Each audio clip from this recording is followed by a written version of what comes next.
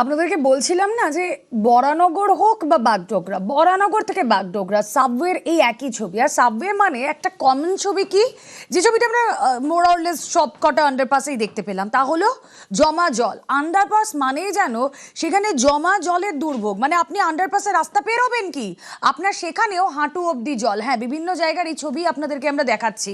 বাগডোগরার ছবিটাও দেখুন। বাগডোগরার এই আন্ডারপাস বছরের বিভিন্ন সময় এভাবেই জমা জল সেখানে থাকে। স্বাভাবিকভাবেই সাবওয়ে দিয়ে নিত্যযাত্রীদের চলাচলে অসুবিধে।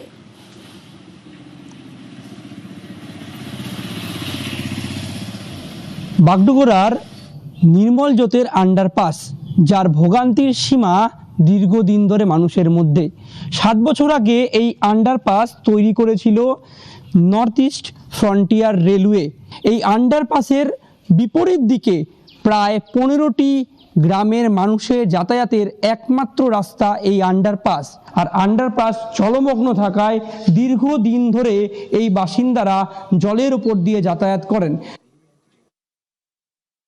ভয় তো পারবেই, কেননা কাজ যেহেতু খারাপ হয়েছে, এই যে এখানে ফাটিয়ে আছে, প্লাস প্রত্যেকটা জায়গায় ফাটা ফাটা, এগুলাতে ওখান থেকে জলের লেয়ারগুলো পাওয়া যাচ্ছে। ওইদিকে আমাদের একটা দিঘি আছে, দিঘির জলটা ডাইরেক্ট এই যে চলে আসে এই দিক দিয়ে। এই সমস্যাগুলো আমাদের মোটামুটি আজকে আন্ডারপাস হয়ে গেছে মনে হয় 7 বছর হয়ে গেল। অতদিন ধরে আমাদের সমস্যা। একটা গাড়ি যাতায়াত করতে পারে না, আরেকটা গাড়ি আসলে আরেকটা জায়গায় থাকে না। উপর দিয়ে গেলে পরে সেম টু সেম রাস্তা, কখন নিচে পড়ে যাবে না কখন উপরে থাকবে কোনো ঠিক নাই, গ্যারেন্টি নাই। নিচ দিয়ে গেলে হাঁটু ভর্তি জল, কখনো কোমর অবধি জল হয়। টোটোওয়ালা আমরা 4টা লোক নিয়ে যদি নিচে পড়ে যাই, দোষ তো মানে রাস্তার হবে না, দোষ হবে টোটোওয়ালা, ফেলে দিল।